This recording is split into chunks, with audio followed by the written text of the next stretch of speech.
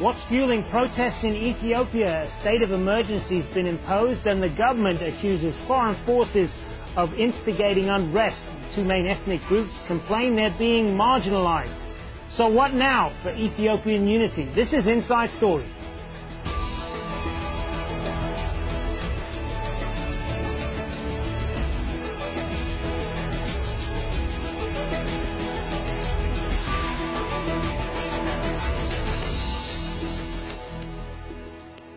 Hello, welcome to the program. I'm Hazem Seeker. It was hailed as an oasis of political stability and a model of growth in Africa. But for the past year, Ethiopia has been in the news not because of its economic success, but insecurity on its streets.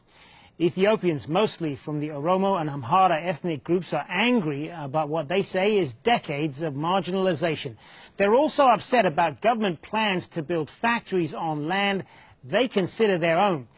The protests have frequently grown violent and police are accused of responding with unnecessary force.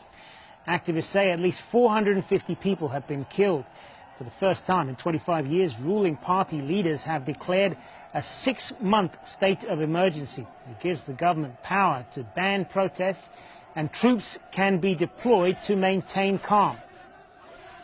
The kind of threats that we are facing, the kinds of attacks that are now targeting civilians, targeting critical infrastructures, targeting investments, are not such that they could be effectively handled through ordinary law enforcement procedures.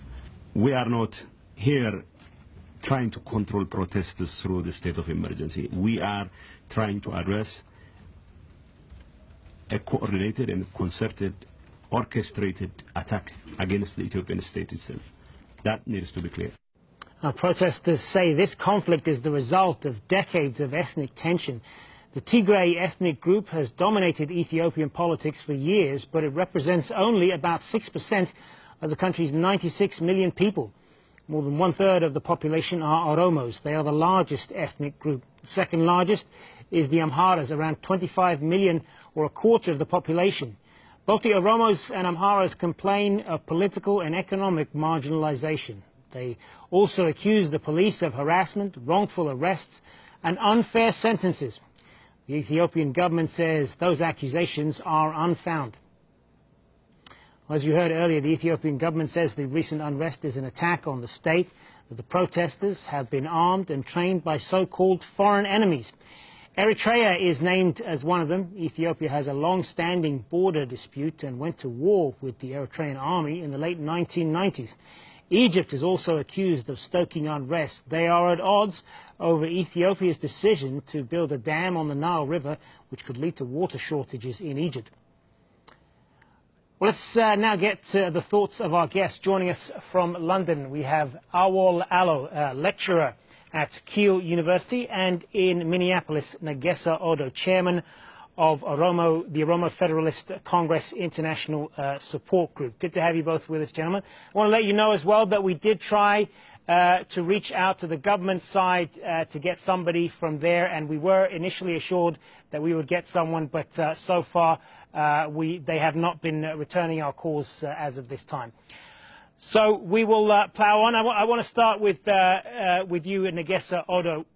What are the root causes of these protests? These have been going on for some months now, but it is part of tensions that have been building up for a long time, isn't it? Actually, the immediate cause for this protest was the Addis Ababa Master Plan, which takes some land from Oromia Regional Estate and put under Addis Ababa municipality. And the displacement of farmers and the land grab was the immediate cause. However, the cause for this protest is marginalization, economic, political, and social marginalization that has been taking place the last 25 years on Oromo people, basically.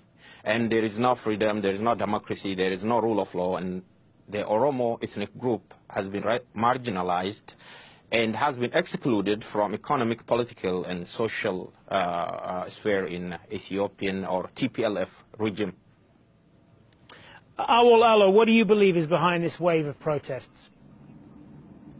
No, I fully agree with what Negesa said. This is basically a culmination of decades of marginalization, exclusion, and oppression of the Oromo people who actually constitute the majority in that country. What actually makes the current situation worse compared to previous systems is that you have a very tiny minority from northern part of Ethiopia, as you say, the Tigray elite, who completely marginalized and oppressed the Oromos and other groups. So the idea that you have a minority group that is supported by the West uses various tools and mechanisms to perpetuate this oppressive relationship of inequality was a very unsustainable situation from the start. This has been simmering underground for the last 25 years, and now it boiled over. And what do you think is I mean, why now? You're saying that it's boiling over now. This is the result of years of pent-up frustration.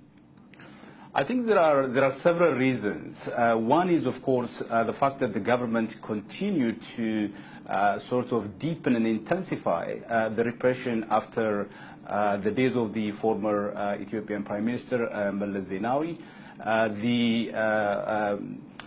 Dispossession of farmers from their land has intensified. Of course, on the other side, apart from the intensification of repression, on the other side, you have social media providing a very useful platform for young people, activists, to sort of share information, mobilize and organize against the government. In the past, you have a situation in which the government completely controls all sorts of information. There is no freedom of the press in Ethiopia. There are a couple of TV stations, both are owned by the Ethiopian government. Internet is owned by the government.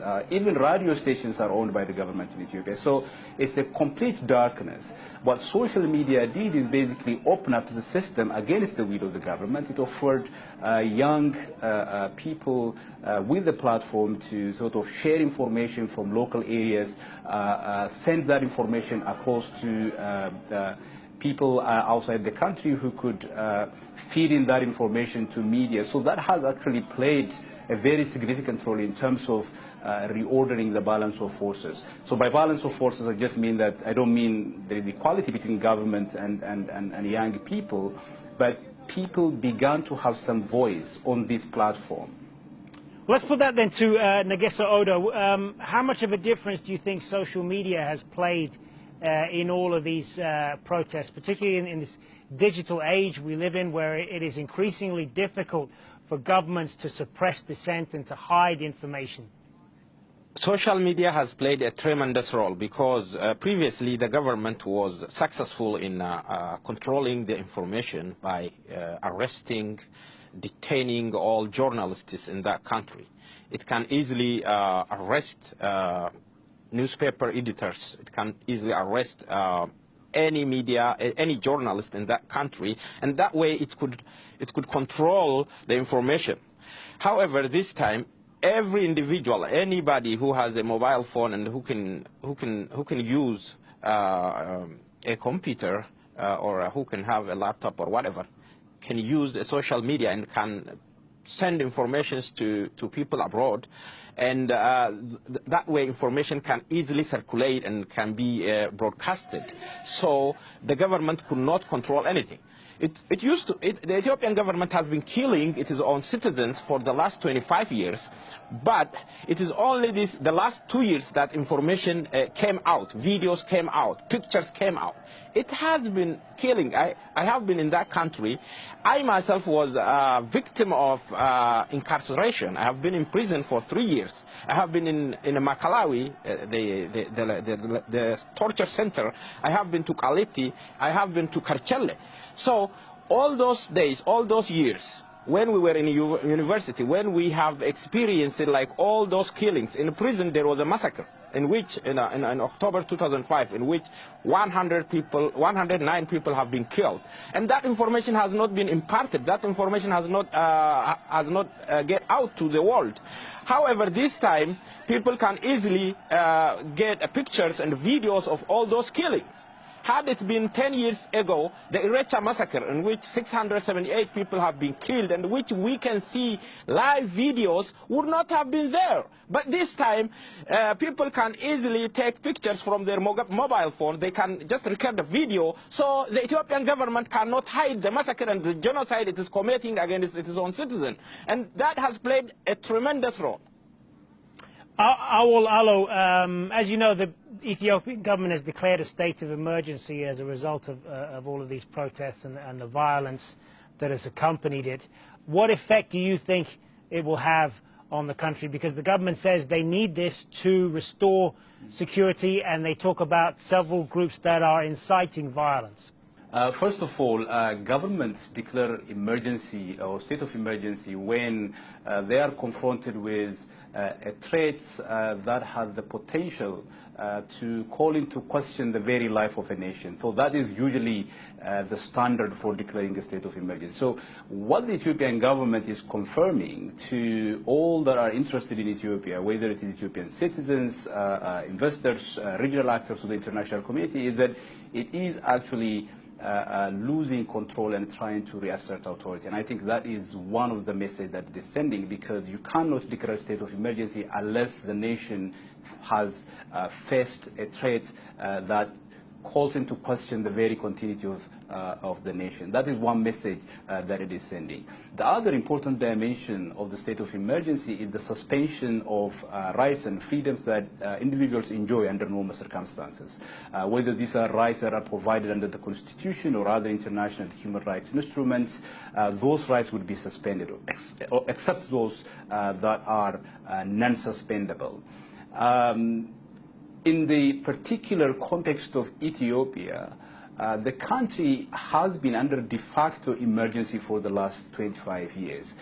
The Constitution guarantees a range of progressive rights, very vibrant set of rights, but these rights have never been implemented and citizens have never been able to enjoy them. And the country, I think, is reputable for being one of the most repressive countries around the world. So insofar as the exercise of rights and freedoms are concerned, the declaration of emergency doesn't really make a material difference on the ground. What it would do, however, is that it would provide a legal and constitutional framework, if you like, for this war that has already been declared on the people by the government. Just before, by the way, about a month ago, the Ethiopian Prime Minister authorized the military and security forces to use all means necessary in relation to the protests in the Amhara region. Oromia has been under martial law for the last 7-8 months.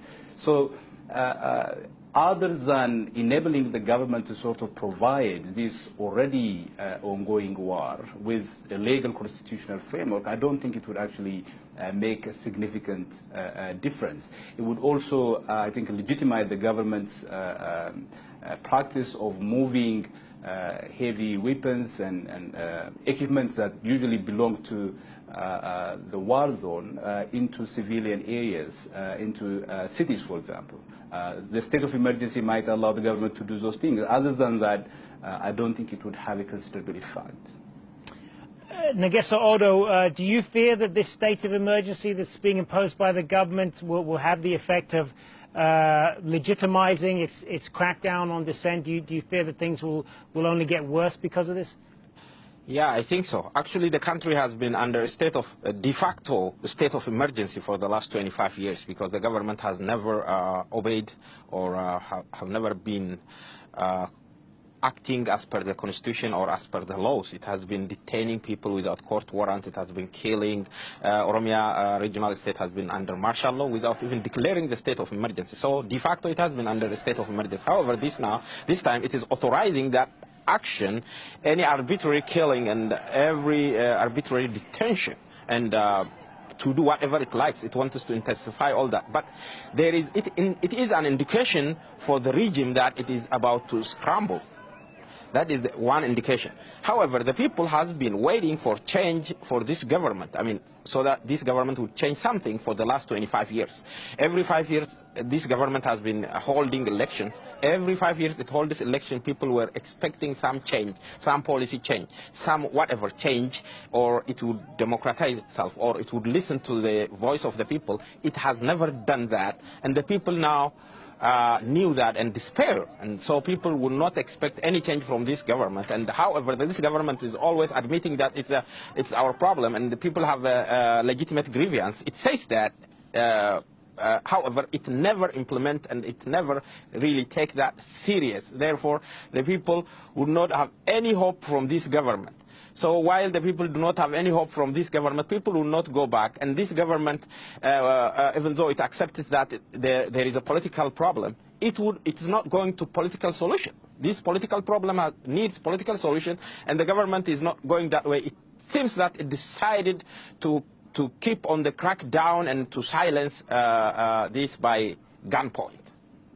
And I guess, Odo, I want to ask you as well, as somebody from the political opposition, the Ethiopian Prime Minister, Haile Mariam Desalegn, has said this Tuesday that he recognizes that the government does not fully represent the Ethiopian people, and he wants to reform the country's electoral system, which he recognizes has excluded many opposition groups. What is your response to that? Is this just talk, or I mean, will you wait and see whether he follows through on that? I think this is too little, too late. The reason why I say this is, even when they say they want to discuss with opposition, they have their own opposition. They have some opposition they made themselves. I mean, there are some opposition they fund. They don't really discuss with the genuine opposition. For example, there is some council of political parties in Ethiopia. They excluded like real opposition such as Madrek, the largest, which has 4 parties within it, like Oromo Federalist Congress, Arena Tigray, and Southern People's Nation and Nationality, which is led by Professor Bayene Petros. They just exclude these people, and they just discuss with the opposition they like. So I don't think they are ready to discuss with the opposition. So in this way, when they do not want to include all oppositions and all stakeholders, I don't think that will solve the problem. And the problem is from the root. The problem is from the system. The problem is from the way the system was established. So unless that problem has been solved from its root, unless like they go to a national inclusive dialogue and a kind of transitional government in which people would have a say and all stakeholders would have a say, that would not solve any problem. Awal Allo, the government is saying, as I said, that they want to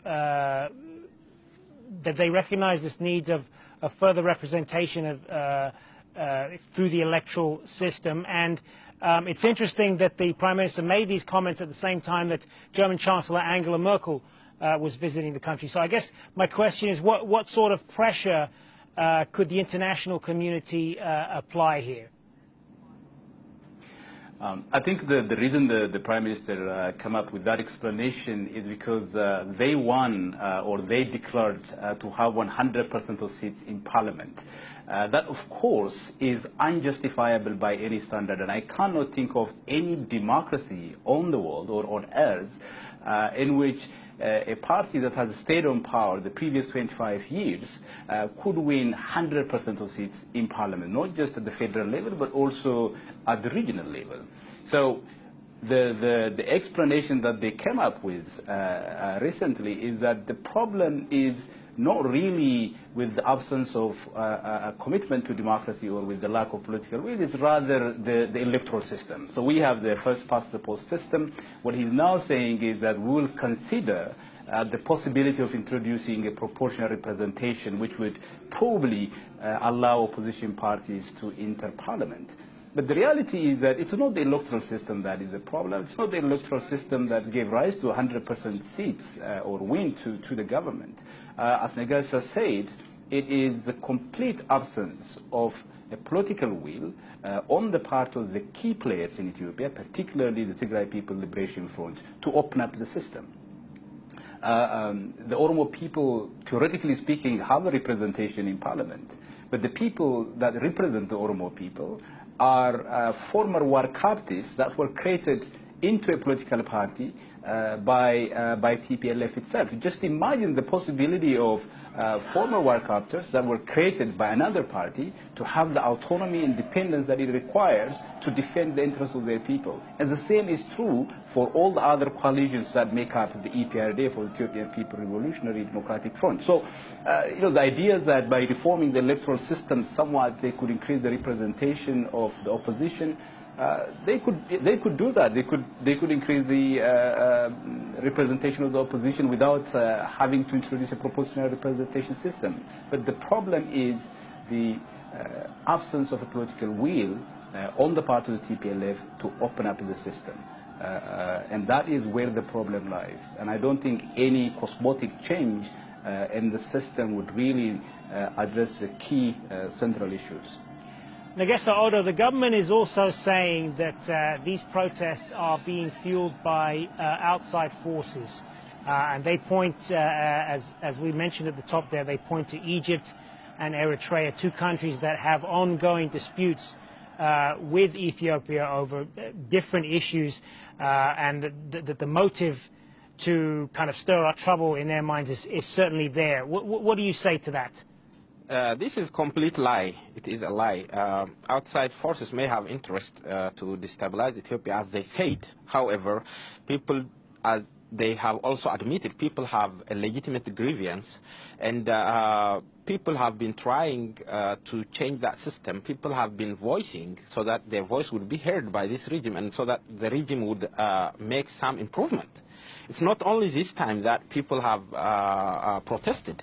It have been protesting long ago. Like in 2005, when election was made, and when CUD and another opposition made a large, when they got a lot of chairs in the parliament. In 2005, for example, there was much protest going on against the government, because the government wrecked the election. I mean, people want free and fair election, and the electoral board itself was made by the regime, and it's only there to protect the interest of the regime. The election is fake. People want change. People, however, the government have been telling the people that if we are bringing economic development, if we bring economic development, it's okay. This is a developmental state, so that democracy would come later. Our democracy is always young. Even the last 10 years, 20 years, it has been saying that our democracy is young. We will change things after. It takes time. However, people want change, and we are witnessing that a regime without democracy, authoritarian development, is not sustainable. Development without democracy, development without respect of human rights is not sustainable. I mean, even though that government follows that a developmental state policy which says if we are bringing development, which is a lie, because which does not represent, maybe few have been developed or few have become millionaires. However, it's not across the board. So people are getting impoverished, people are getting poorer and poorer. Therefore, people want change in that country, and this is not the first time people protested in that country. People have been protesting, but it is not unified like this time. People were. I'll give the last word to you in the minute that we've got left. How do you see this playing out? Do you fear that things may get worse before they get better, unless these underlying sources of friction and frustration that you talked about are addressed? Yeah, can I just want to make a point in terms of the government's recent line about Egyptian and Eritrean meddling, and I think this is one of the sort of latest in a series of blame games by the Ethiopian government to sort of deflect the attention from the internal crisis. This is also a way of actually besmirching and delegitimizing this legitimate grievance of the Oromos and other people. The real hardship, the marginalization, this painful suffering and anguish that the Oromos and other people go through is a very real fact. And I don't think Oromos and the rest of the Ethiopian people need Egyptians or Eritreans to tell them why it is important, or to remind them that it is time to fight for equality and justice. That is going to have to be the last word. Thank you to both of you, Awol Alo and Nagesa Odo. Thanks very much for being on Inside Story. And thank you for watching. As always, you can see the program again anytime. Just visit our website, aljazeera.com, and for further discussion, go to our Facebook page. That's facebook.com/AJ Inside Story. You can also join the conversation on Twitter. Our handle is @AJ Inside Story. From me, Hazem Sika, and the whole team here, bye for now.